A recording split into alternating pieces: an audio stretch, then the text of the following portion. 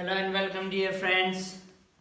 Last video લેક્ચરની અંદર આપણે વાત કરતા હતા આયનીકરણ એન્થાલ્પી વિશે. આયનીકરણ એન્થાલ્પી શું છે, કોને આયનીકરણ એન્થાલ્પી કહેવાય, એનો ઉપયોગ શું, એના વિશે જોયું હતું. આયનીકરણ એન્થાલ્પી એટલે કોઈ પરમાણુ છે, પરમાણુમાંથી બાહ્યતમ કક્ષામાંથી વાયુરૂપ પરમાણુમાંથી ઇલેક્ટ્રોનને અનંત અંતર સુધી લઈ જવા માટે આપવી પડતી ઉર્જા એને આયનીકરણ એન્થાલ્પી કહેવાય. આ શીખી ગયા હતા. ત્યાર પછી આજના લેક્ચરની અંદર આપણે વાત કરવાની છે કે તમે આવર્ત કોષ્ટકની અંદર એક જ આવર્તમાં લેફ્ટ ટુ રાઈટ જાઓ, પછી ટોપ ટુ બોટમ ઉપરથી નીચે જાઓ સમૂહની અંદર, તો આયનીકરણ એન્થાલ્પીના શું ચેન્જ આવશે, શું વેરિએશન આવશે એ જોવાનું છે. આયનીકરણ એન્થાલ્પી કઈ બાબત ઉપર આધાર રાખે છે એ પણ લાસ્ટ લેક્ચરની અંદર સમજી ગયા છે. પરમાણુય ત્રિજ્યા, ઝેડ ઇફેક્ટિવ, પછી સ્થાયી રચના અને શિલ્ડિંગ અસર, ચાર બાબત ઉપર આયનીકરણ એન્થાલ્પી આધાર રાખતી હોય છે. તો આવો જોઈએ આયનીકરણ એન્થાલ્પીની આવર્તનીયતા, મતલબ આવર્તમાં શું ચેન્જ આવશે, સમૂહમાં શું ચેન્જ આવશે. આયનીકરણ એન્થાલ્પીની આવર્તનીયતા એવું કહી શકાય. આયનીકરણ એન્થાલ્પીની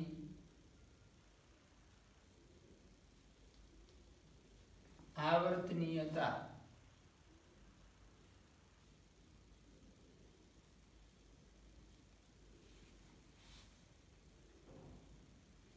ફર્સ્ટ આપણે જોવાનું છે આવર્ત માટે.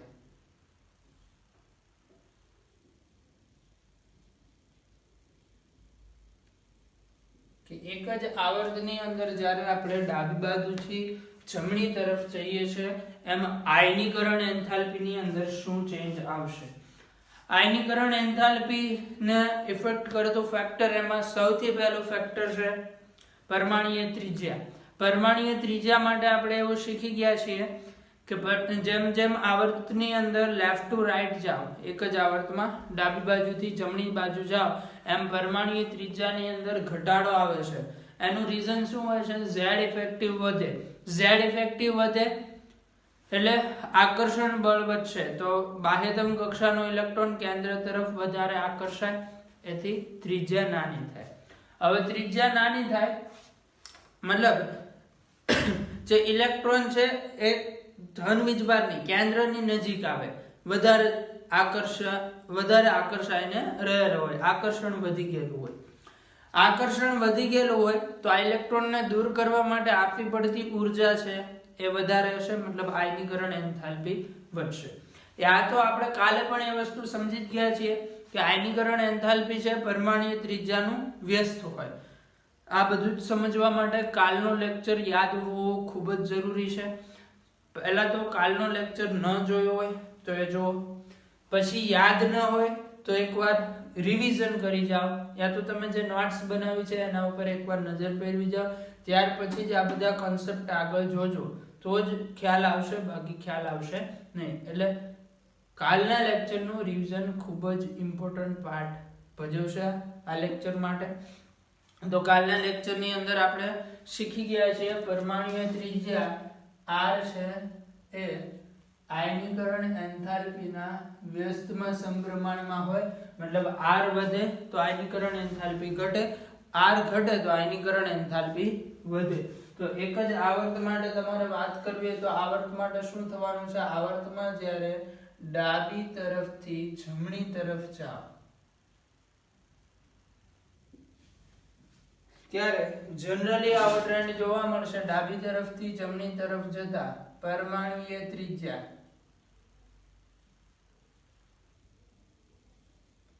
ઘટે, અને પરમાણુય ત્રિજ્યા ઘટે તો આયનીકરણ એન્થાલ્પી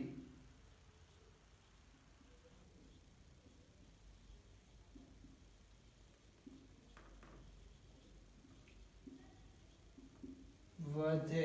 એટલે યાદ રાખવાનું, એક જ આવર્તમાં ડાબી તરફથી જમણી તરફ જવામાં આવે ત્યારે આયનીકરણ એન્થાલ્પી વધે છે. રીઝન કાલે જ સમજી ગયા છીએ.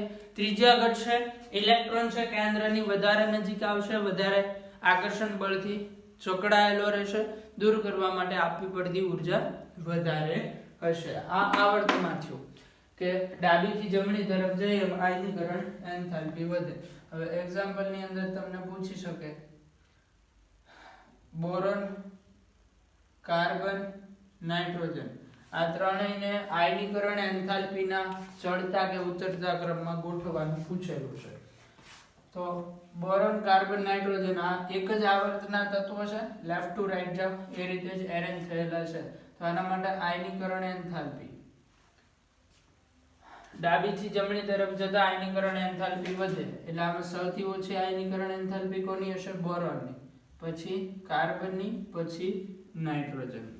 બીજું, દરેક કેસની અંદર આવું થાય એ જરૂરી નથી, કારણ આયનીકરણ એન્થાલ્પીને અસર કરતા પરિબળ 4 છે: પરમાણુય ત્રિજ્યા, ઝેડ ઇફેક્ટિવ, સીડિંગ ઇફેક્ટ અને અર્ધપૂર્ણ કે પૂર્ણ ભરાયેલ સ્થાયી રચનાઓ. તો ક્યાંક ક્યાંક જ્યાં અર્ધપૂર્ણ કે પૂર્ણ ભરાયેલ સ્થાયી રચનાઓ હશે ત્યાં આ જે ઓર્ડર છે એની અંદર ચેન્જ જોવા મળશે. આ વાત મેં તમને પહેલા પણ કરી હતી, ફરીથી કરી દઉં છું. એકચ્યુઅલમાં આપણે આ જે ઓર્ડર સેટ કરીએ છીએ એ પ્રેક્ટિકલ વસ્તુ છે.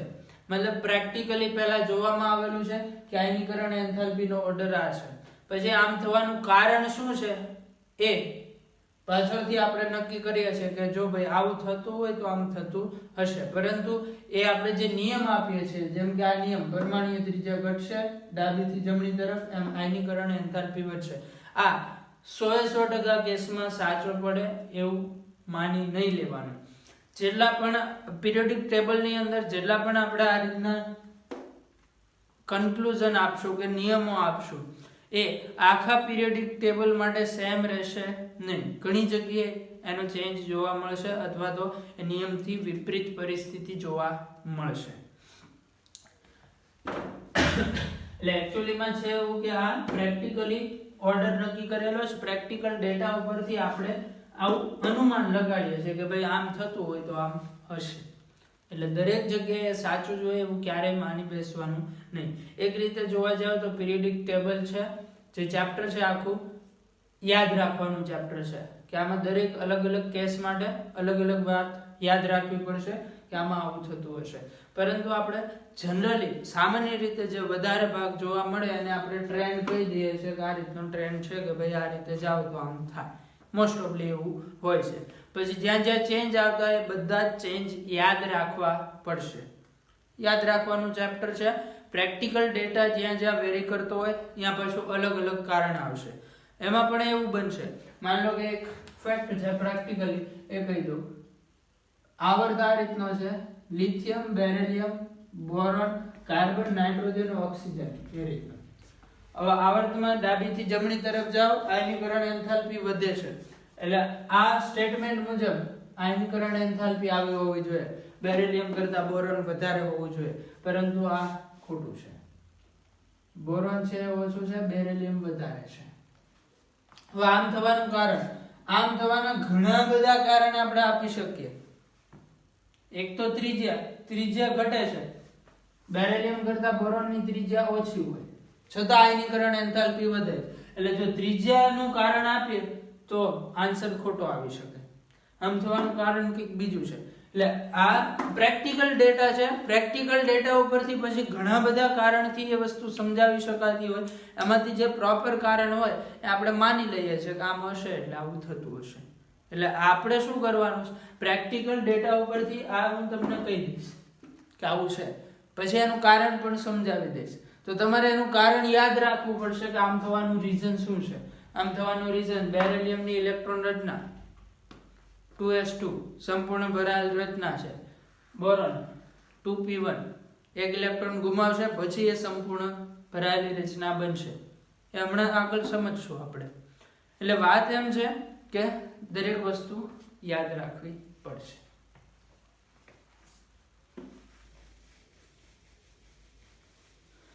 એટલે કોઈ બી નિયમ દરેક જગ્યાએ 100% સાચો જોઈએ એવું મગજની અંદર બેઠાડી દેવાનું નથી. તો આવર્ત માટે જનરલી આવું જોવા મળે છે, ડાબીથી જમણી તરફ જાવ પરમાણુની ત્રિજ્યા ઘટે, આયનીકરણ એન્થાલ્પી વધે છે. ત્યાર પછી હવે આપણે સમૂહ માટે જોઈએ.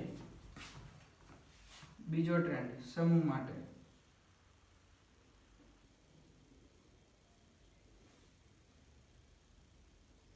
સમૂહમાં જેમ ઉપરથી નીચે જાઓ, ટોપ ટુ બોટમ, ઉપરથી નીચે, ઉપરથી નીચે જવામાં આવે એમ પરમાણુય ત્રિજ્યામાં શું થશે? પરમાણુય ત્રિજ્યા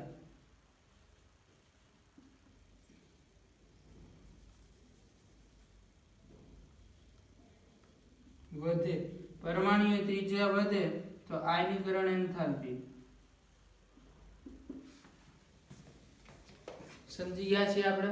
પરમાણુય ત્રિજ્યા વચ્ચે ઇલેક્ટ્રોન છે કેન્દ્રથી દૂર રહેશે. દૂર રહેશે તો આકર્ષણ ઓછું હશે, સરળતાથી દૂર કરી શકાય, આપવી પડતી ઉર્જા ઓછી હોય એટલે આયનીકરણ એન્થાલ્પી ઘટે. આમાં પણ એક્ઝામ્પલ માટે આપણે લઈ શકીએ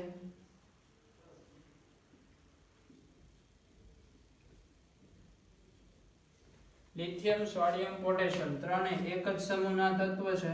આયનીકરણ એન્થાલ્પીના ચડતા ક્રમની અંદર ત્રણેયને ગોઠવવાના છે. ચલો, આયનીકરણ એન્થાલ્પીનો ચડતો ક્રમ. સૌથી ઓછી આયનીકરણ એન્થાલ્પી આમાં કોની હોય? આ રીતે સમૂહમાં ઉપરથી નીચે જઈએ આમ આયનીકરણ એન્થાલ્પી ઘટે છે તો આની સૌથી ઓછી હશે, પછી આવશે સોડિયમ અને લાસ્ટમાં આવશે લિથિયમ.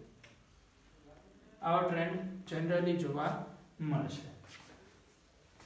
પછી હવે આવર્ત કોષ્ટકની અંદર સૌથી વધુ આયનીકરણ એન્થાલ્પી ધરાવતું તત્વ. આવર્ત કોષ્ટક આપણી પાસે આ રીતનું છે.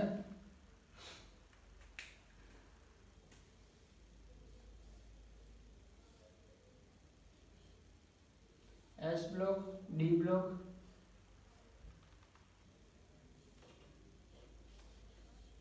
P block. આની અંદર જેમ તમે ડાબીથી જમણી તરફ જાવ એમ આયનીકરણ એન્થાલ્પી વધશે અને સમૂહમાં ઉપરથી નીચે આવે એમ આયનીકરણ એન્થાલ્પી ઘટે. એટલે સૌથી વધારે આયનીકરણ એન્થાલ્પી આ સાઈડ જાવ એમ છેલ્લી લાઈનમાં હોય. છેલ્લી લાઈનમાં ઉપર હશે કે નીચે હશે? તો જેમ નીચે જાવ એમ આયનીકરણ એન્થાલ્પી ઘટે છે એટલે ઉપરનું જે એલિમેન્ટ હશે એની આયનીકરણ એન્થાલ્પી સૌથી વધારે હશે અને છેલ્લી લાઈનમાં સૌથી ઉપરનું તત્વ એટલે હિલિયમ. તો યાદ રાખશું આપણે આવર્ત કોષ્ટકની અંદર, આવર્ત કોષ્ટકમાં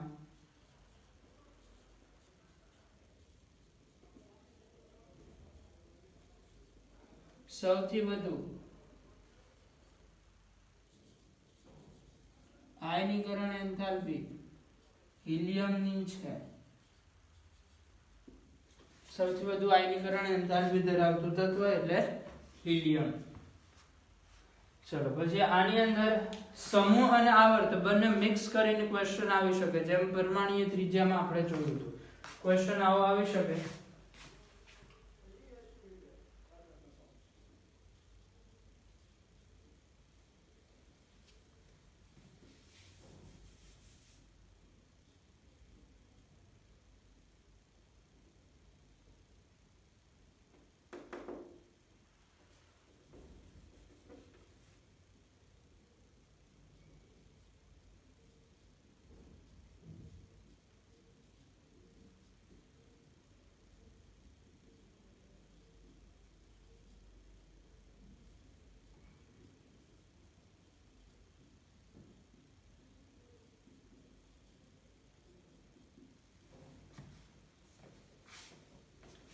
બોરોન, એલ્યુમિનિયમ, કાર્બન, નાઇટ્રોજનના આયનીકરણ એન્થાલ્પીના ચડતા ક્રમમાં ગોઠવો. આની અંદર સમૂહ અને આવર્ત બંનેમાંથી ક્વેશ્ચન છે. કઈ રીતે? જો બોરોન જોવા જાવ તો બોરોન સમૂહ નંબર 13 નું તત્વ છે અને બોરોનની નીચે એક્ઝેક્ટ કયું તત્વ છે? એલ્યુમિનિયમ. પછી કાર્બન જોવા જાવ સમૂહ નંબર 14 નું પ્રથમ તત્વ. નાઇટ્રોજન જોવા જાવ સમૂહ નંબર 15 નું પ્રથમ તત્વ. તો આને હવે આયનીકરણ એન્થાલ્પીના ચડતા ક્રમમાં ગોઠવવાના છે. જેમ તમે આ સાઈડ જાઓ એમ આયનીકરણ એન્થાલ્પીમાં શું થવાનું છે? વધારો. તો આ ત્રણમાંથી આયનીકરણ એન્થાલ્પી નાઇટ્રોજન સૌથી વધારે, પછી કાર્બન, પછી બોરોન. જેમ સમૂહમાં ઉપરથી નીચે જાઓ એમ આયનીકરણ એન્થાલ્પીમાં શું થવાનું છે? ઘટાડો. તો આ બંનેમાંથી આયનીકરણ એન્થાલ્પી કોની વધારે હોય? બોરોનની. તો હવે ચડતા ક્રમની અંદર ગોઠવવું હોય તો આયનીકરણ એન્થાલ્પીનો આન્સર શું આવશે? સૌથી ઓછું એલ્યુમિનિયમ, પછી બોરોન, પછી કાર્બન અને પછી આવશે નાઇટ્રોજન. આ રીતે અરેન્જ કરી શકાય. ચલો, ત્યાર પછી આયનીકરણ એન્થાલ્પીના અપવાદ જોવાના છે. આયનીકરણ એન્થાલ્પીમાં અપવાદ ખાસ યાદ રાખવાના, કેમ કે આમાંથી ક્વેશ્ચન આવવાના ચાન્સીસ ખૂબ જ વધારે હોય છે.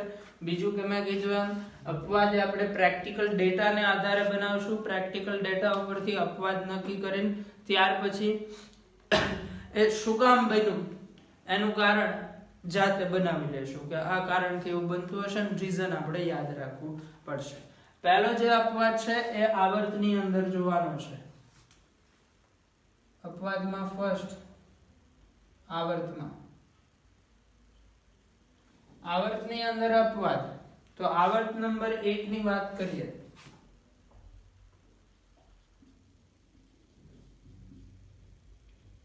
આવર્ત નંબર 1 માં બે અપવાદ જોવા મળે છે. એમાં પહેલો અપવાદ એ છે બેરિલિયમ અને બોરોન. આવર્ત નંબર 2 આવશે. એકમાં તો બે જ તત્વ છે, હાઇડ્રોજન, હિલિયમ. આવર્ત નંબર 2 આખો અહીંયા લખી દઉં છું. ચાલુ થાય લિથિયમ થી. Lithium, beryllium, boron, carbon, nitrogen, oxygen, fluorine, neon.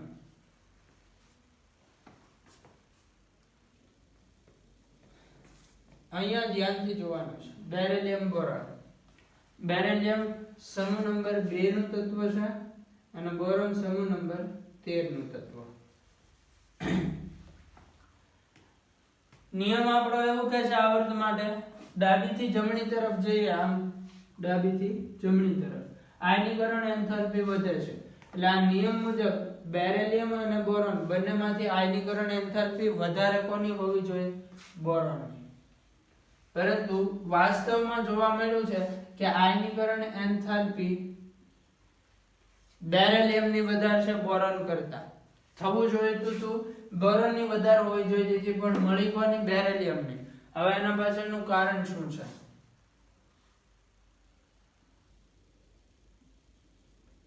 Reason એવું છે બેરિલિયમની ઇલેક્ટ્રોન રચના 1s2 2s2 અને બોરોનની ઇલેક્ટ્રોન રચના 1s2 2s2 2p1.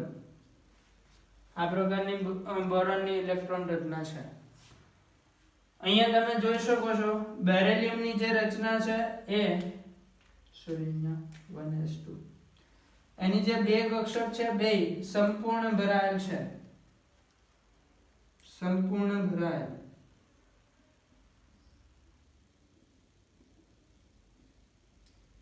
સંપૂર્ણ ભરાયેલ કક્ષક હોય વિશિષ્ટ રીતે સ્થાયી હોય.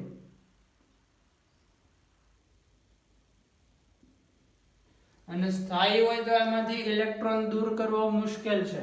એટલે અહીંયા ઇલેક્ટ્રોન દૂર કરવા આપવી પડતી ઊર્જા વધારે હશે. ઇલેક્ટ્રોન દૂર કરવા વધુ ઊર્જા આપવી પડે.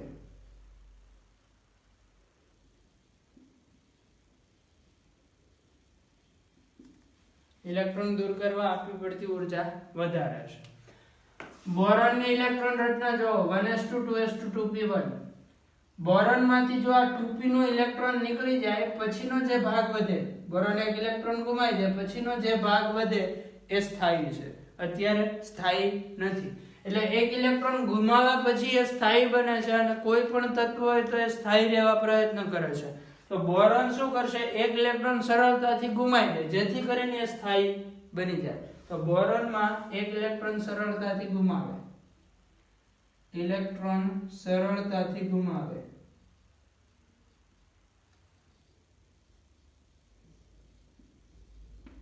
એટલા માટે બોરોન માટે આયનીકરણ એન્થાલ્પી ઓછી છે બેરિલિયમ કરતા. કારણ કે બેરિલિયમની રચના સ્થાયી છે. સ્થાયી હોવાથી ઇલેક્ટ્રોન સરળતાથી ગુમાવશે નહીં. બોરોન એક ગુમાવ્યા પછી સ્થાયી બને છે તો એ સરળતાથી ગુમાવે ને, કારણ કે કોઈ પણ તત્વ શું રહેવા પ્રયત્ન કરવાનું છે? સ્થાયી રહેવા પ્રયત્ન કરવાનું છે.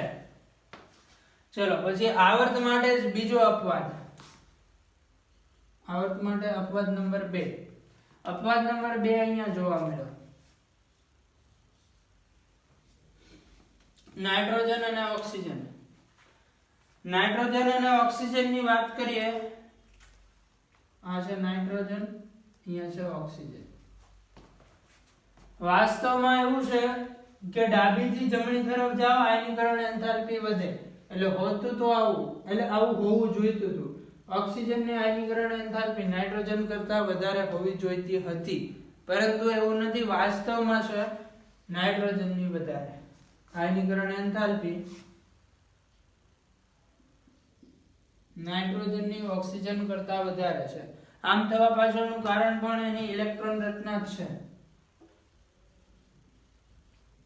રીઝન નાઇટ્રોજનની ઇલેક્ટ્રોન રચના 1s2, બાહ્યતમ કક્ષાની ઇલેક્ટ્રોન રચના 2s2 2p3.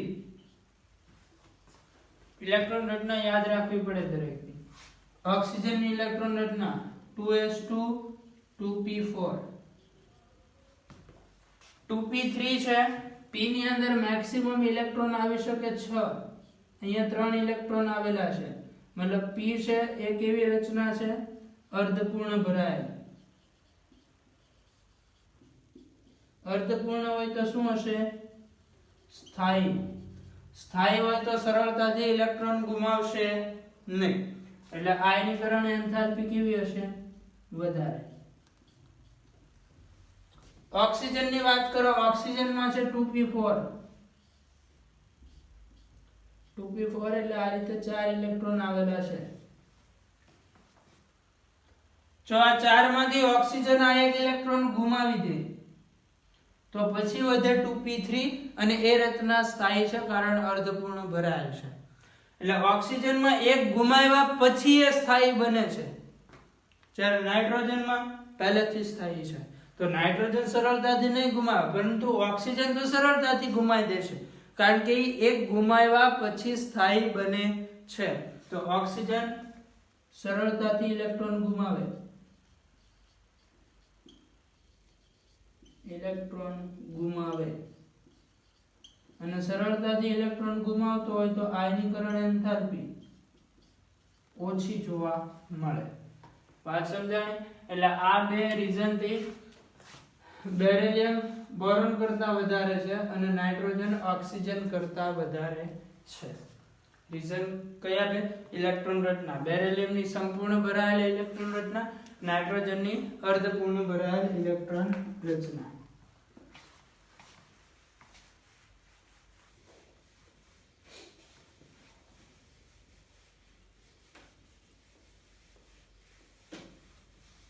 તો આના ઉપરથી આવર્ત નંબર 2 ની જો આયનીકરણ એન્થાલ્પી નો ઓર્ડર આપવો હોય, આવર્ત નંબર 2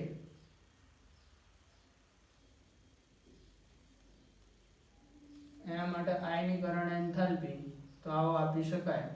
લિથિયમ જેમ આમ જશો એમ વધતી જશે, પછી તરત આવે બેરિલિયમ અને બોરોન. તો આ બંનેમાં આપણે જોયું બેરિલિયમ ને બોરોન માં કોણ વધારે છે? બેરિલિયમ વધારે છે. તો અહીંયા એક ચેન્જ કરી દેવાનો, બોરોન પહેલા લખી દેવાનું, પછી લખવાનું બેરિલિયમ.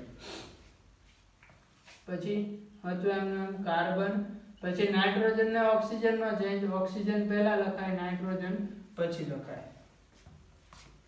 ઓક્સિજન પછી આવે ફ્લોરિન, અને ફ્લોરિન કરતા નિયોનની આયનીકરણ એન્થાલ્પી ખૂબ જ વધારે હશે.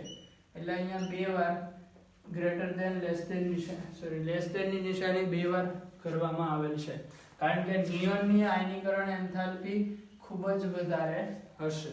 આની અંદર એક અહીંયા અપવાદ છે, બીજો અપવાદ અહીંયા છે, અને આ જે બે વખત નિશાની આવે છે એના પાછળ પર કારણ છે નિયોન છે એની ઇલેક્ટ્રોન રચના સંપૂર્ણ ભરાયેલ હોય.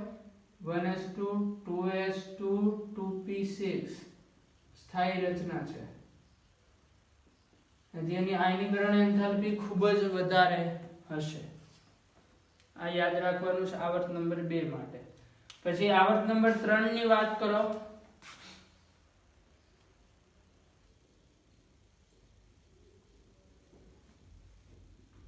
તો આમાં પણ આની જેવા જ બે અપવાદ આવશે. બેરિલિયમ, અહીંયા હું p બ્લોક અને s બ્લોકના થોડાક એલિમેન્ટ લખું. સમૂહ નંબર 2 એમાં બેરિલિયમ, બેરિલિયમની નીચે આવશે મેગ્નેશિયમ. પછી સમૂહ નંબર 13 એમાં પહેલું તત્વ બોરોન, પછી બીજું તત્વ આવશે એલ્યુમિનિયમ.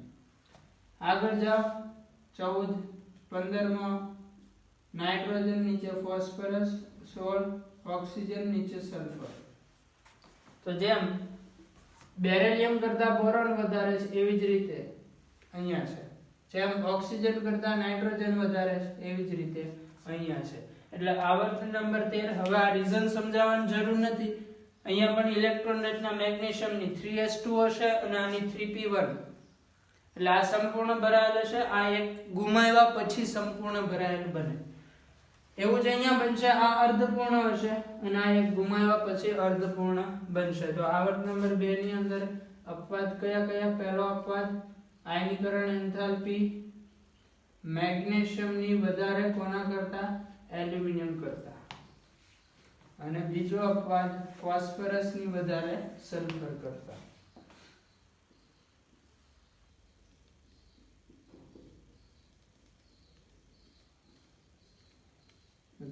સલ્ફર કરતા. આ બે યાદ રાખવાના.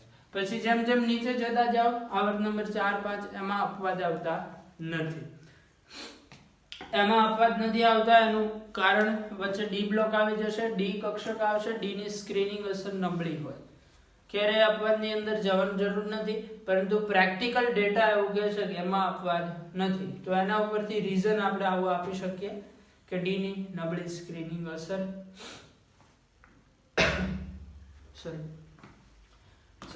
તો આ આવર્તના અપવાદ થઈ ગયા. પછી હવે અપવાદ જોઈએ સમૂહની અંદર. બીજો અપવાદ જોવાનો છે સમૂહ માટે.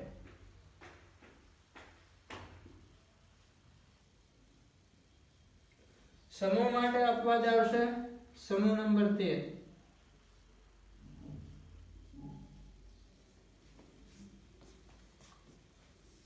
સમૂહ માટે એક તો સમૂહ નંબર 13 ની અંદર અપવાદ હોય છે અને બીજો અપવાદ સમૂહ નંબર 14 માં પણ એક જગ્યાએ જોવા મળે છે.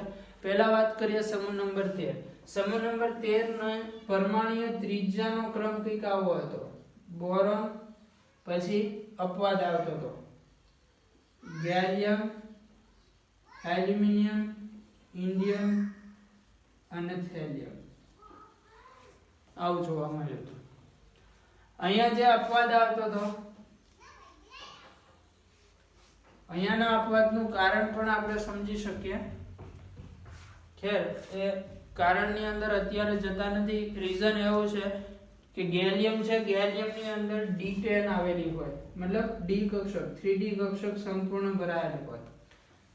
સ્ક્રીનિંગ અસર માટે S કક્ષકની સ્ક્રીનિંગ અસર સૌથી વધારે હોય. P ની ઓછી, D ની ઓછી અને F ની એનાથી પણ વધારે. મતલબ આ જે D ના ઇલેક્ટ્રોન છે, D10 છે, એની નબળી સ્ક્રીનિંગ અસરને કારણે આવું થાય છે. શિલ્ડિંગ અસર મતલબ એને જેટલું બાહ્યગમ ઇલેક્ટ્રોન માટે શિલ્ડિંગ પૂરું પાડવું જોઈતું હતું એ પડતું નથી. શિલ્ડિંગ ઓછું થાય, આકર્ષણ વધી જાય, ત્રિજ્યા ઘટી જશે. અને એ જ કારણથી અહીંયા પાછો અપવાદ જોવા મળશે આયનીકરણ એન્થાલ્પીમાં. આ રીઝન આપણે S બ્લોક ચેપ્ટર ભણશું, એની અંદર ડિટેલમાં જોશું. અત્યારે ભણતા નથી, અત્યારે ખાલી યાદ રાખી લેવાનું છે. ત્રિજ્યામાં આવો અપવાદ હતો. તો આયનીકરણ એન્થાલ્પીમાં પણ એવું જોવા મળશે. આયનીકરણ એન્થાલ્પીનો ટ્રેન્ડ આપણે એવો કીધો, સમૂહમાં ઉપરથી નીચે જાઓ આયનીકરણ એન્થાલ્પી ઘટે. સમૂહ આવો છે boron, aluminium, gallium, indium, thallium. ઉપરથી નીચે જાઓ એમ આયનીકરણ એન્થાલ્પી ઘટવી જોઈએ. બોરોન કરતા એલ્યુમિનિયમ ઓછું, એલ્યુમિનિયમ કરતા ગેલિયમ ઓછું હોવું જોઈએ, પરંતુ ગેલિયમની આયનીકરણ એન્થાલ્પી વધારે છે. રીઝન શું છે? પરમાણુય ત્રિજ્યા. ગેલિયમની પરમાણુય ત્રિજ્યા એલ્યુમિનિયમની ત્રિજ્યા કરતા ઓછી છે. હવે ત્રિજ્યા ઓછી હોય તો આયનીકરણ એન્થાલ્પી વધી જાય. હમણાં શીખ્યા હતા ને આપણે, ત્રિજ્યા ઓછી તો આયનીકરણ એન્થાલ્પી વધારે, કારણ કે ત્રિજ્યા ઓછી ઇલેક્ટ્રોન કેન્દ્રની વધારે નજીક હશે આકર્ષણ વધી જશે. તો અહીંયા જે ત્રિજ્યાનો અપવાદ હતો યાદ કરો, પરમાણુય ત્રિજ્યા આપણે ભણી ગયા, એની અંદર આ સમૂહ નંબર 13 નો અપવાદ જોયો હતો. ત્રિજ્યાનો અપવાદ હતો એના કારણે જ અહીંયા ફરીથી પાછો આયનીકરણ એન્થાલ્પીનો અપવાદ આવશે. આયનીકરણ એન્થાલ્પીમાં નીચે જાવ એમ ઘટવી જોઈએ. એલ્યુમિનિયમ કરતા ગેલિયમ ઓછું હોવું જોઈએ, પરંતુ ગેલિયમ એલ્યુમિનિયમ કરતા વધારે છે. રીઝન છે પરમાણુય ત્રિજ્યાનો અપવાદ. પરમાણુય ત્રિજ્યા ગેલિયમની ઓછી છે તો એની આયનીકરણ એન્થાલ્પી વધી જાય છે. બીજું કે સમૂહ નંબર 13 માટે આયનીકરણ એન્થાલ્પીનો ઓર્ડર યાદ રાખવાનો છે. ખૂબ જ વિશિષ્ટ ઓર્ડર છે સમૂહ નંબર 13 નો. સમૂહ નંબર 13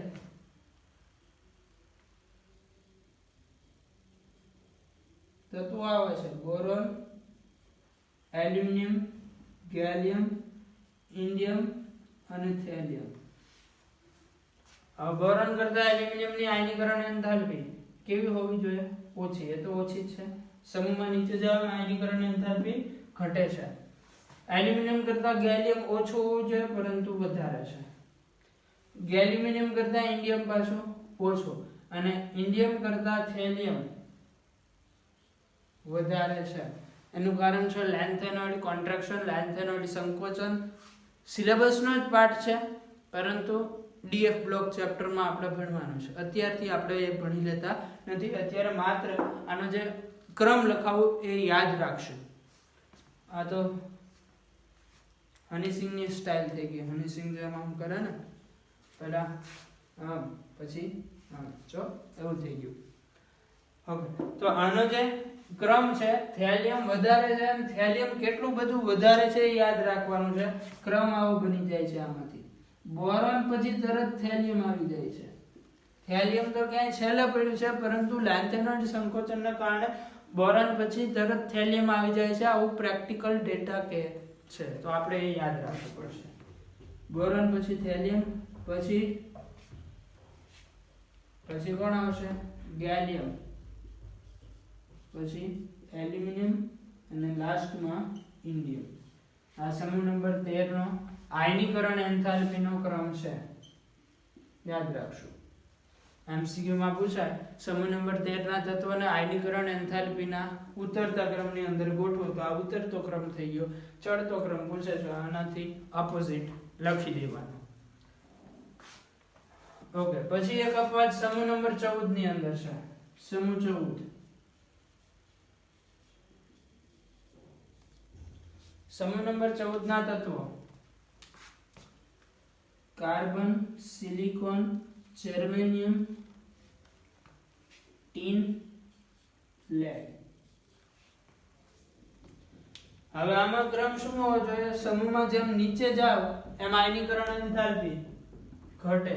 એટલે કાર્બન, પછી સિલિકોન, જર્મેનિયમ, ટીન. હવે અહીંયા અપવાદ થઈ જાય છે. અહીંયા ઘટવું જોઈએ એના બદલે લાસ્ટમાં વધી જાય છે અને ઓરિજિનલ ઓર્ડર આવો જોવા મળશે. કાર્બન, સિલિકોન, જર્મેનિયમ, પછી લેડ આવી જાય અને પછી ટીન આવી જાય.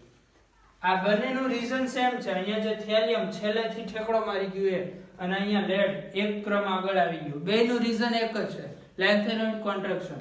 પરંતુ પ્રેક્ટિકલ ડેટા એવો કહે છે કે અહીંયા લેન્થેનોઇડ કોન્ટ્રેક્શનની અસર એટલી બધી છે કે આ ઠેકડો મારી છે અહીંયા આવી જાય છે, જ્યારે આ એક જ સ્ટેપ ખસે છે. તો આપણે તો એ યાદ રાખવાનું. તો આપણે યાદ રાખશું આ ઓર્ડર સમૂહ નંબર 13, આ 14 માટે. પછી સમૂહ નંબર 15, 16, 17 એમાં આયનીકરણ એન્થાલ્પીમાં કોઈ જ અપવાદ નથી. નીચે જાઓ એમ ઘટતી જાય ક્રમશઃ, એક પણ અપવાદ નહીં. આ યાદ રાખશું, બરોબર? તો આ આવર્ત અને સમૂહ એસ બ્લોક અને પી બ્લોક ની આપણે ખાલી વાત કરેલી છે આટલા અપવાદની અંદર. ડી બ્લોક ક્યાંય આવતો નથી. હજી ડી બ્લોકમાં આવા અપવાદ છે પરંતુ એ 12 સાયન્સ ની અંદર ભણીશું. એની અત્યારે કોઈ ચિંતા કરવાની જરૂર નથી. ઓકે, ફરીથી આખું સમજાવી દઉં છું એકવાર. આયનીકરણ એન્થાલ્પીની આવર્તનીયતા એક જ આવર્ત માટે ડાબીથી જમણી તરફ જાવ પરમાણુની ત્રિજ્યા ઘટે છે એમ આયનીકરણ એન્થાલ્પી વધે છે. આયનીકરણ એન્થાલ્પી વધવાનું કારણ ત્રિજ્યા ઘટી જાય ઇલેક્ટ્રોન છે કેન્દ્રની વધારે નજીક આવે, આકર્ષણ વધી જાય તો દૂર કરવા માટે આપવી પડતી ઉર્જા વધારે હોય. સમૂહ માટે સમૂહમાં ઉપરથી નીચે જાવ એમ પરમાણુની ત્રિજ્યા વધે છે તો આયનીકરણ એન્થાલ્પી ઘટશે. આવર્ત કોષ્ટકનું સૌથી વધુ આયનીકરણ એન્થાલ્પી ધરાવતું તત્વ હિલિયમ. પછી આ રીતે ચડતા ક્રમમાં ગોઠવી શકાય. અપવાદ આવર્તની અંદર બીજા આવર્તમાં અને ત્રીજા આવર્તમાં બેમાં અપવાદ આવે છે. બીજા આવર્તમાં ક્યાં અપવાદ આવે? બેરિલિયમ બોરોન હોવું જોઈએ આનાથી ઊંધું, પરંતુ બેરિલિયમ વધારે હોય છે. એવો જ અપવાદ નાઇટ્રોજન ને ઓક્સિજન. અપવાદનું રીઝન ઇલેક્ટ્રોન રચના. આની સ્થાયી રચના હોય છે અને એક ગુમાવે પછી સ્થાયી બને. તો આવર્ત નંબર 2 નો આખો ટ્રેન્ડ લખી દીધો છે. આવર્ત નંબર 3 એમાં પણ સેમ આને જેવા જ બે અપવાદ. પછી સમૂહમાં બે સમૂહ અપવાદ વાળા છે, સમૂહ નંબર 13 અને 14. 13 માં બે અપવાદ આવે. એક અપવાદ આવે છે અહીંયા ગેલિયમ એલ્યુમિનિયમ અને એક અપવાદ આવે છે થેલિયમ. બરાબર, જો આ બે અપવાદ છે, એક અહીંયા અને એક થેલિયમ વાળો. થેલિયમ છે બીજા નંબરે આવી જાય છે અને ગેલિયમ છે એ એલ્યુમિનિયમ કરતા વધારે હોય છે. સમૂહ નંબર 14 માં માત્ર એક અપવાદ લાસ્ટ ની અંદર જોવા મળશે. ટીન ને લેડ માં લેડ વધારે છે જે ઓછું હોવું જોઈએ. ઓકે, તો અહીંયા સુધી લખી નાખો, પછી આગળની વાત કરીએ.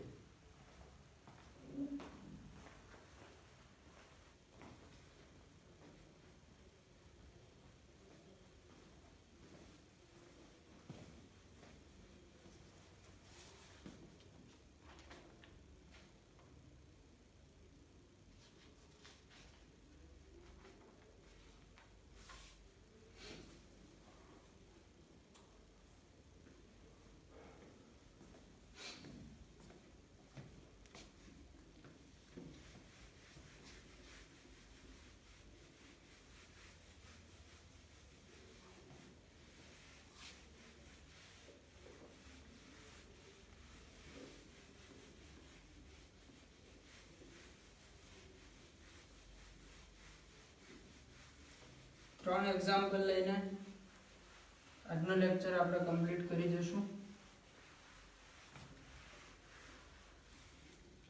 નેક્સ્ટ આપણે કમ્પેરિઝન કરવાની છે પ્રથમ આયનીકરણ એન્થાલ્પી અને દ્વિતીય આયનીકરણ એન્થાલ્પી.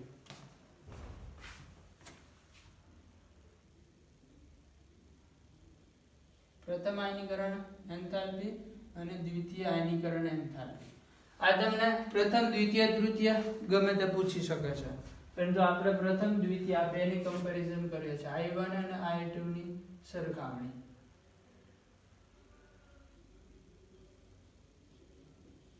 એક્ઝામ્પલ આ જ રહેશે આપણું નાઇટ્રોજન ઓક્સિજન વાળું. અહીંયા લઈએ છીએ નાઇટ્રોજન, અહીંયા લઈએ છીએ ઓક્સિજન.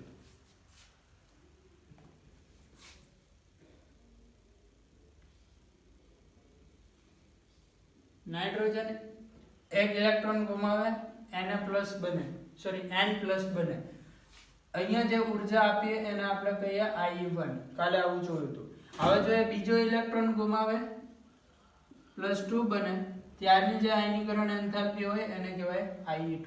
આ જ વસ્તુ ઓક્સિજન માટે, ઓક્સિજન +2 આ થશે I1, આ થશે I2. નાઇટ્રોજનની ઇલેક્ટ્રોન રચના 2s2 2p3 અને ઓક્સિજનની ઇલેક્ટ્રોન રચના 2s2 2p4. હવે જો આમાં કમ્પેરિઝન કઈ રીતે કરવાની એ જોવા જઈએ આપણે. તો પહેલું તો આપણને ખબર છે IE1 ની વાત કરો. IE1 કોની વધારે છે, નાઇટ્રોજન કે ઓક્સિજન? આપણી પાસે ડેટા છે તેનો નાઇટ્રોજન વધારે છે ઓક્સિજન કરતા. શું કામે આવું છે? નાઇટ્રોજનની રચના સ્થાયી છે, ઓક્સિજન એક ઇલેક્ટ્રોન ગુમાવ્યા પછી સ્થાયી બનશે. હવે આને એક ઇલેક્ટ્રોન ગુમાવી દીધો, આયનીકરણ એન્થાલ્પી 1 આપણે આને આપીએ એટલે એક ઇલેક્ટ્રોન ગુમાવે પછી રચના શું વધે? 2s2. આમાંથી એક ઇલેક્ટ્રોન જાય 2p2 અને ઓક્સિજન એક ઇલેક્ટ્રોન ગુમાવે 2s2 2p4 માંથી એક જાય પછી શું વધે? 2s2 2p3. હવે આની બેની કમ્પેરિઝન કરવાની છે, મતલબ IE2 ની. તો ધ્યાન રાખવાનું, IE2 ની કમ્પેરિઝન તમે બે રીતે કરી શકો છો. પહેલું, અહીંયા જે તમારી પાસે ઇલેક્ટ્રોન રચના આવી, અહીંયા જે આપણે ઇલેક્ટ્રોન રચના મળી એની ડાયરેક્ટ કમ્પેરિઝન કરો. તો અહીંયા 2p2 છે, 2p3 છે. 2p3 છે આ અર્ધપૂર્ણ ભરાયેલ રચના છે, મતલબ કે સ્ટેબલ છે, સ્થાયી રચના છે. તો આમાંથી ઇલેક્ટ્રોનને દૂર કરવા આપવી પડતી ઉર્જા વધારે હોય. આ સરળતાથી દૂર થશે. મતલબ હવે કોણ વધી જશે?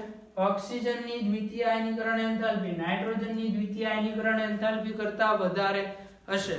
આમ થવાનું કારણ, એક ઇલેક્ટ્રોન ગુમાવ્યા પછી ઓક્સિજન સ્થાયી બની જાય છે, અને સ્થાયી બનશે તો એ સ્થાયી અવસ્થામાં રહેવાનું પ્રયાસ કરશે, પસંદ કરશે. તો અહીંથી એ સરળતાથી ઇલેક્ટ્રોન ગુમાવશે નહીં. એટલે જ્યારે દ્વિતીય આયનીકરણ એન્થાલ્પી કે તૃતીય આયનીકરણ એન્થાલ્પી પૂછે ત્યારે તમે એની ઇલેક્ટ્રોન રચના જોઈન કમ્પેરિઝન કરી શકો છો. એમાં ક્યારેક ભૂલ પડવાના પણ ચાન્સીસ છે, એટલે બીજો જે મેથડ છે એમાં ભૂલ પડવાના ચાન્સીસ શૂન્ય છે, પરંતુ એના માટે આ ઓર્ડર તમને યાદ હોવો જોઈએ. ભૂલ પડવાના ચાન્સીસ શૂન્ય છે, પરંતુ તકલીફ એ છે કે આ ઓર્ડર યાદ હોવો જોઈએ. અત્યારે તો ખેર આપણી પાસે લખેલો છે તો આપણે ઓર્ડર ઉપરથી નક્કી કરીએ કઈ રીતે. જો નાઇટ્રોજનને એક ઇલેક્ટ્રોન ગુમાવ્યો પછી 2s2 2p2 આ કોની ઇલેક્ટ્રોન રચના છે?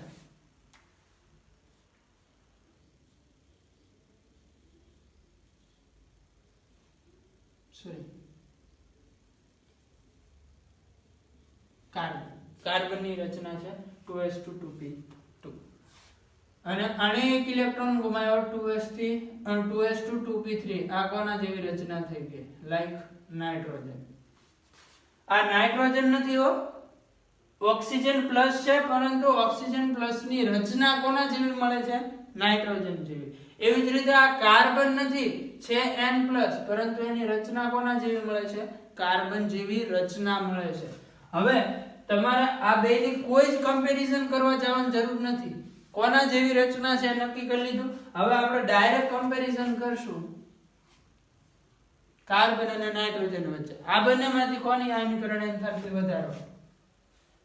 કાર્બન કરતા નાઇટ્રોજન વધારે. તો હવે દ્વિતીય આયનીકરણ એન્થાલ્પી IE2 કાર્બન કરતા નાઇટ્રોજન વધારે છે, મતલબ લાઈક નાઇટ્રોજન લાઈક કાર્બન કરતા વધારે હશે. હવે અહીંયા તમે આવું લખો નાઇટ્રોજન કાર્બન કરતા વધારે, તો આ વસ્તુ ખોટી પડે, કારણ કે આપણી પાસે આ નાઇટ્રોજન નથી. આપણે આ રચના કોની લઈએ છીએ? O+ ની, પરંતુ એ રચના નાઇટ્રોજન જેવી છે. તો નાઇટ્રોજન ની જગ્યાએ શું કરશું?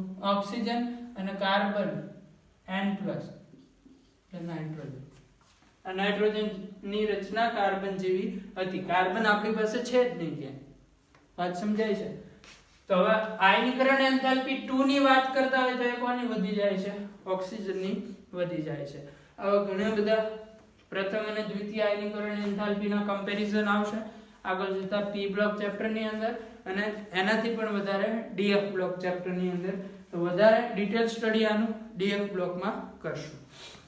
અત્યારે એક બે નીટના પૂછાઈ ગયેલા MCQ જોવાના છે. હવે MCQ આપું છું, સોલ્વ તમારી જાતે કરવાનો છે. ફર્સ્ટ MCQ છે,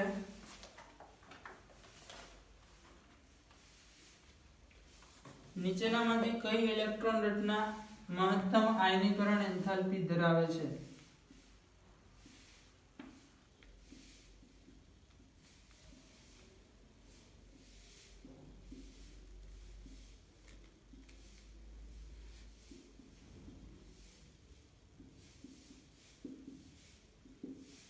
ઓપ્શન્સ છે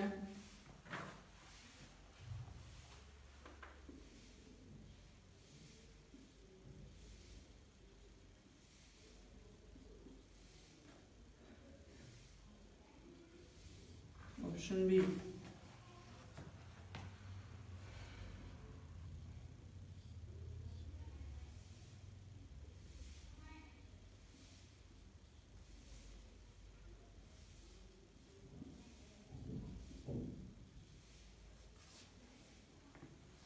option D, sorry option C.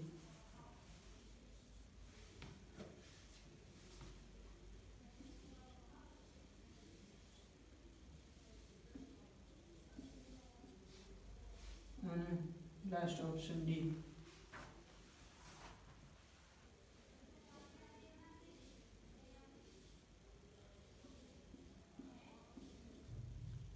ચલો વિડિયો સ્ટોપ કરો અને તમારે જાતે નક્કી કરો આમાં આન્સર શું આવશે.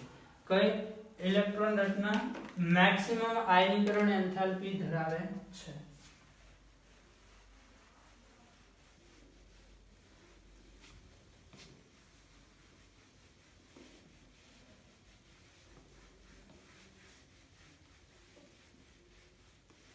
વિડિયો સ્ટોપ કરીને જાતે સોલ્વ કરો.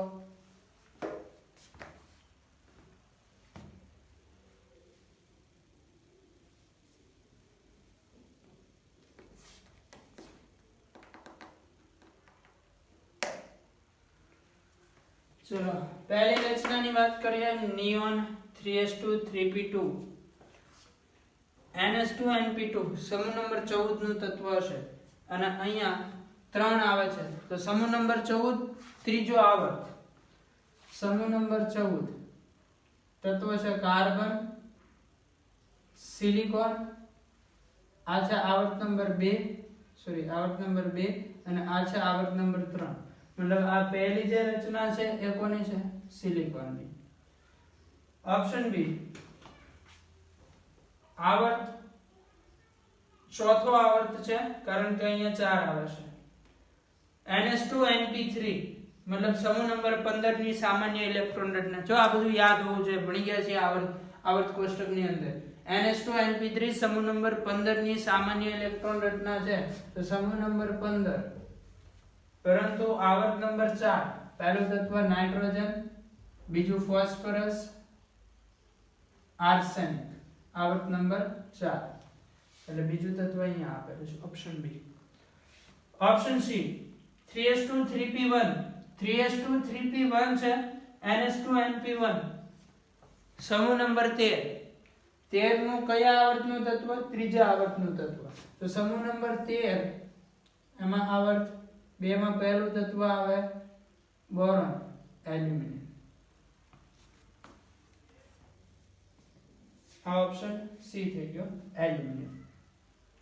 Option D neon 3s2 3p3 ns2 np3 કયા આવર્તમાં આવે? આવર્ત નંબર 3 અને સમૂહ નંબર 15. સમૂહ નંબર 15 માં આવર્ત નંબર 3 નું તત્વ ફોસ્ફરસ.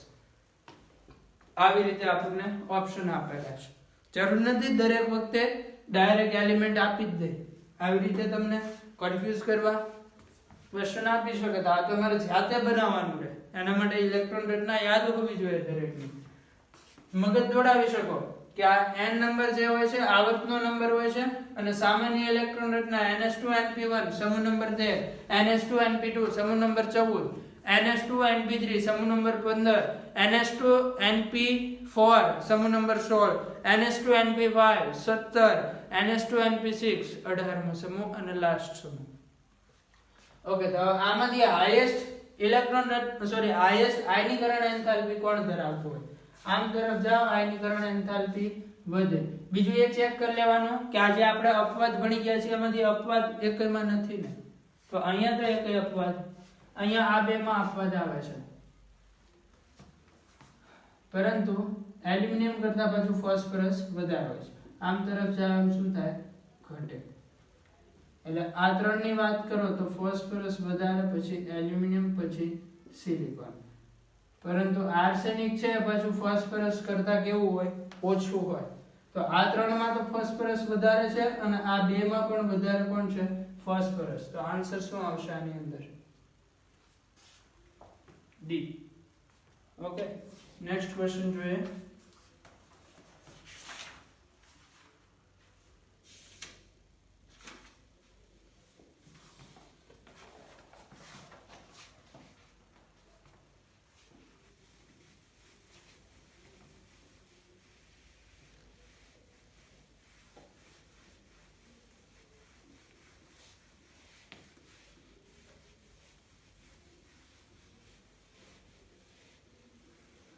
પછીનો નેક્સ્ટ ક્વેશ્ચન છે નીચેનામાંથી કઈ ઇલેક્ટ્રોન રચના માટે દ્વિતીય અને તૃતીય આયનીકરણ એન્થાલ્પી વચ્ચે તફાવત સૌથી વધુ હશે? ક્વેશ્ચન ખૂબ જ સમજવા જેવો છે. નીચે પૈકી કઈ રચનામાં IE2 એટલે દ્વિતીય આયનીકરણ એન્થાલ્પી અને IE3 એટલે તૃતીય આયનીકરણ એન્થાલ્પીનો તફાવત સૌથી વધુ હશે?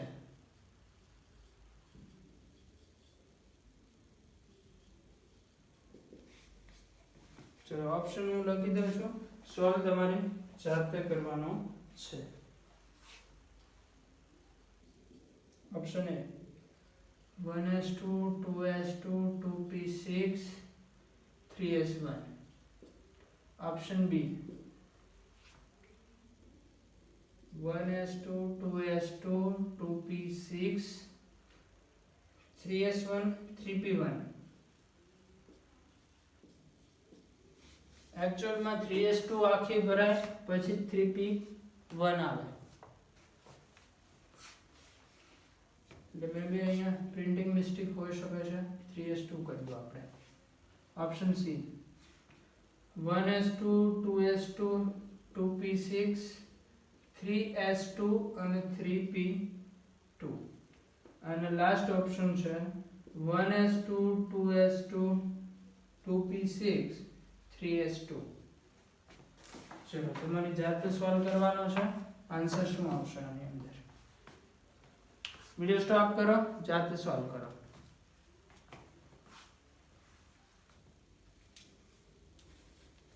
આપણને પૂછેલું છે દ્વિતીય અને તૃતીય આયનીકરણ એન્થાલ્પી. તો પહેલી રચનાની હું વાત કરું ઓપ્શન એ ની. રચના છે 1s2 2s2 2p6 3s1. આમાં શું થાય? આ રચના કોની છે એ સમજવું હોય તો 3s1 છે, ns1 સમૂહ નંબર 1 આવર્ત નંબર 3. સમૂહ નંબર 1 નું આવર્ત નંબર 3 નું તત્વ સોડિયમ. સોડિયમની રચના છે. સોડિયમ એનો પહેલો ઇલેક્ટ્રોન ખૂબ જ સરળતાથી ગુમાવી દે છે. શું કામ? પહેલો ઇલેક્ટ્રોન ખૂબ જ સરળતાથી ગુમાવે. રીઝન શું છે? કારણ પહેલો ઇલેક્ટ્રોન ખૂબ જ સરળતાથી ગુમાવી દે તો બાકીની જે રચના વધે છે એ નિયોન જેવી અને સ્થાયી રચના વધે છે. પછી બીજો ઇલેક્ટ્રોન ઝડપથી નહીં ગુમાવે. રીઝન છે સ્થાયી રચના છે. તો આમાં I1 અને I2 એ અસામાન્ય તફાવત ધરાવતું હશે. પછી IE3 માં પાછો કોઈ ચેન્જ નહીં આવે કારણ કે IE2 એટલે હવે આમાંથી ઇલેક્ટ્રોન જાય એક પછી 2p5 વધે. IE2 જ્યારે થઈ જાય ત્યારે 2p5 વધે. સમજાય છે? જો અહીંયા દોરીને સમજાવું. 1s2 સોડિયમની વાત કરો. પહેલી જ્યારે આયનીકરણ એન્થાલ્પી એપ્લાય થાય સોડિયમ પ્લસ બની જાય એટલે રચના વધે 2s2 2p6. હવે આમાંથી ઇલેક્ટ્રોન દૂર કરવો મુશ્કેલ છે. IE2 એટલે Na++ બનાવવું હોય, Na+2 બનાવવું હોય એટલે 2s2 2p5 બનાવવું મુશ્કેલ છે. પરંતુ હવે આમાંથી ઇલેક્ટ્રોન દૂર કરવો એટલો બધો મુશ્કેલ રહેશે નહીં કારણ કે હવે એવી કોઈ સ્થાયી રચના નથી. પછી ઓપ્શન બી ની વાત કરો. એમાં પહેલો ઇલેક્ટ્રોન ક્યાંથી દૂર થાય? 3p નો. પછી બીજો ઇલેક્ટ્રોન 3s માં જે બે ઇલેક્ટ્રોન છે એમાંથી એક દૂર થાય અને ત્રીજો ઇલેક્ટ્રોન તો ખૂબ જ સરળતાથી દૂર થશે કારણ કે જો ત્રીજો ઇલેક્ટ્રોન જાય એટલે આખો ભાગ નીકળી જાય અને પછી સ્થાયી રચના વધે એટલે ત્રીજો ઇલેક્ટ્રોન પણ ખૂબ જ સરળતાથી દૂર થાય. ઓપ્શન સી ની વાત કરો. એમાં પહેલો ઇલેક્ટ્રોન અહીંયા બે ઇલેક્ટ્રોન છે, અહીંયા બે છે. પહેલો ઇલેક્ટ્રોન અહીંથી જાય, કઈ ફેર નહીં પડે, જતો રહેશે. બીજો ઇલેક્ટ્રોન પણ ઈઝીલી રિમૂવ થઈ જાય કારણ કે પછી આટલો ભાગ વધે. ત્રીજો પણ ઈઝીલી થશે, એમાં કોઈ ફરક પડશે નહીં. ઓપ્શન ડી ની વાત કરો. એમાં અહીંયા બે ઇલેક્ટ્રોન છે. પહેલો ઇલેક્ટ્રોન ઈઝીલી રિમૂવ થાય, બીજું તો ખૂબ જ ઈઝીલી થઈ જાય કારણ કે આ પહેલો ઇલેક્ટ્રોન કાઢી નાખ્યો તમે. હવે અહીંયા એક ઇલેક્ટ્રોન છે, જો આ એક ઇલેક્ટ્રોન જાય એટલે IE2 ની વાત થાય છે. આ ઇલેક્ટ્રોન જાય પછી જે રચના વધે એ સ્થાયી રચના છે એટલે IE2 આનું ઓછું જોવા મળશે.